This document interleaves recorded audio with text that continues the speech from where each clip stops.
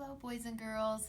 I'm going to tell you today a new fairy tale called Little Red Riding Hood. And it's about this little girl, and she had a nickname. Some of you guys might have a nickname, but her nickname was Little Red Riding Hood because her mom had made her this great cape that she liked to wear everywhere. And people called her Little Red Riding Hood because when they saw her, she always had her Little Red Riding Hood on. Well, one day her mom came to her and said, "Your grandma is not feeling very well, and I want you to take her this basket of goodies. It will make her feel better. But you have to go through the woods to get to her house. And so I want you to stay right on the path and don't talk to anyone. Just go straight to her house." And Little Red Riding Hood said, "I can do that." And so off she went with the basket down the path to her grandma's. And she did really well for a while, staying right on the path. But then she saw a field of beautiful flowers, and she thought, "Grandma would be so happy if I picked her some of these flowers." So she stopped and she started to pick the flowers for Grandma. Well, while she was picking the flowers, someone saw her. It was the big, bad wolf that lived in the forest. And he came up and he said, "Hello, little girl, what is your name?" And she said, "My name is Little Red Riding Hood." And he said, "Where are you going with that basket of goodies?" And she said, "I'm going to my grandmother's house." And the wolf said, "Where does your grandmother live?"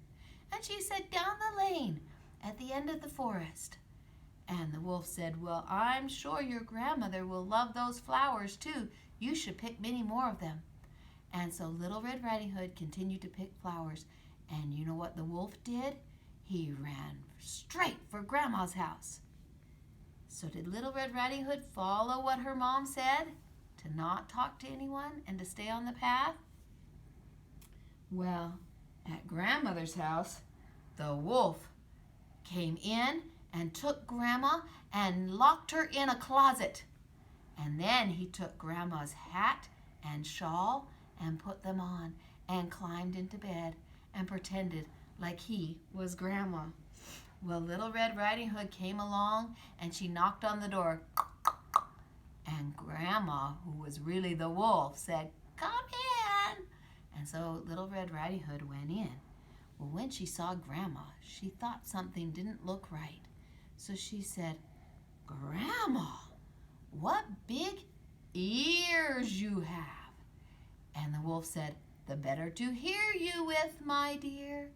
And she said, "But Grandma, what big hands you have."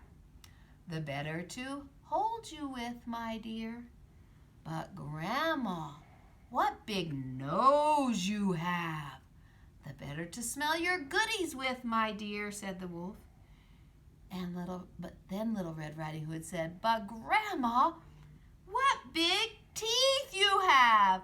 And the wolf said, "The better to eat you with, my dear." And he jumped up out of bed and started to chase Little Red Riding Hood around the room. Well, Little Red Riding Hood screamed, of course, "Ah!" as they're running around the room and the wolf is trying to catch her. Well, lucky for Little Red Riding Hood, there was a woodcutter in the woods that heard her scream. So he came bursting in the door, and he saw the wolf, and he used his axe to scare the wolf far, far away from the house. And when he got back, they found Grandma and pulled her out of the closet. And then they sat down and ate the goodies together. And that wolf never came back to bother Little Red Riding Hood or her grandma again. And they lived happily ever after. The end.